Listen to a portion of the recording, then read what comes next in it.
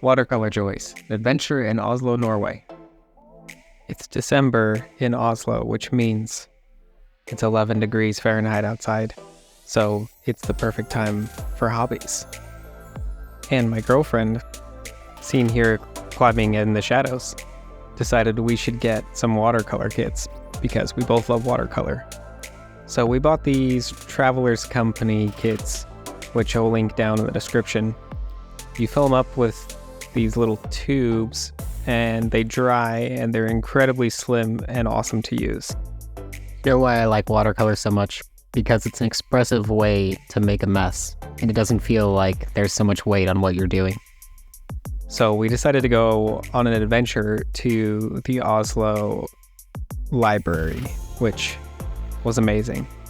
Here's a time lapse of the trip to get there, taking the local tram. And Oslo as a city has been around since the year 1040, which is cool because there's Viking graves and different things you can find. And some seagulls.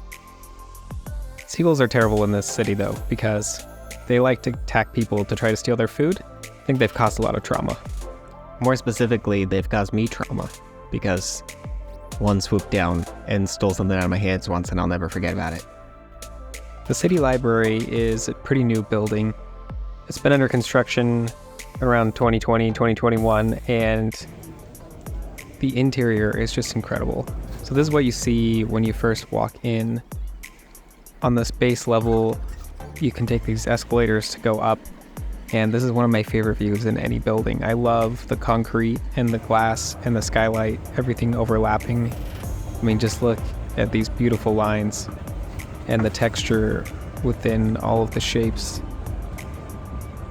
It's amazing.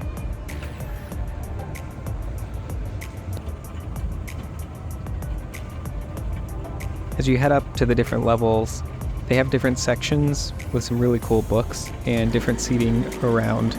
There's a lot of hidden Easter egg seats, I would say. There's like cavities and secret levels you can go to that you don't know exist unless you walk around in the library, so the architects did a great job.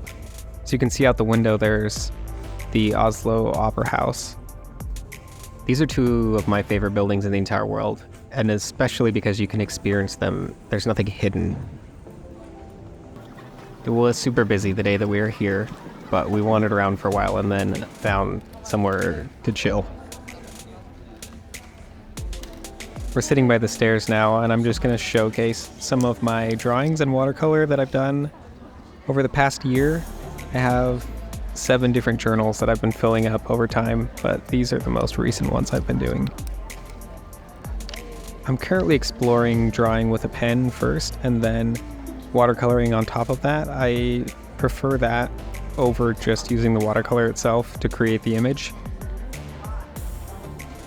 I've been doing a little bit of both, but I think the style that I enjoy the most is this. You can see I'm pulling some stuff from memory and just creating things. Sometimes I find objects and I use them.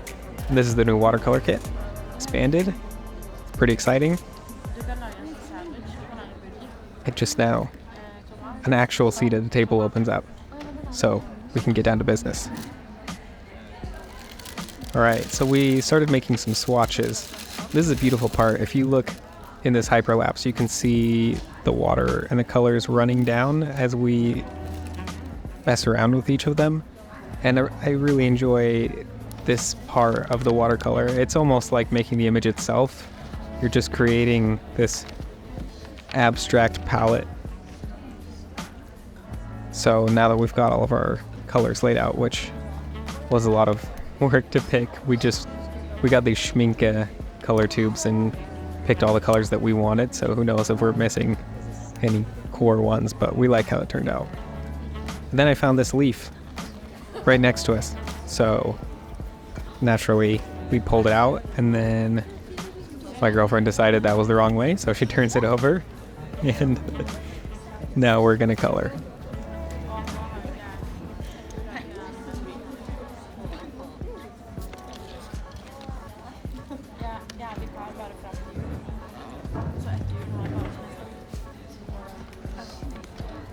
So my girlfriend's a professional artist. She has her own YouTube and she sells stickers and does other custom artwork.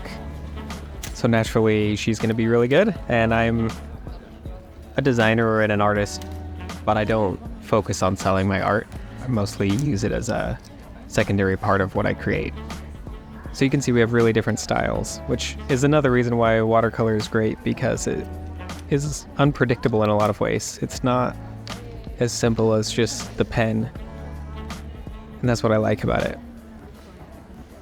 And unlike oil and acrylic, watercolor does not let you fix mistakes. You just keep going.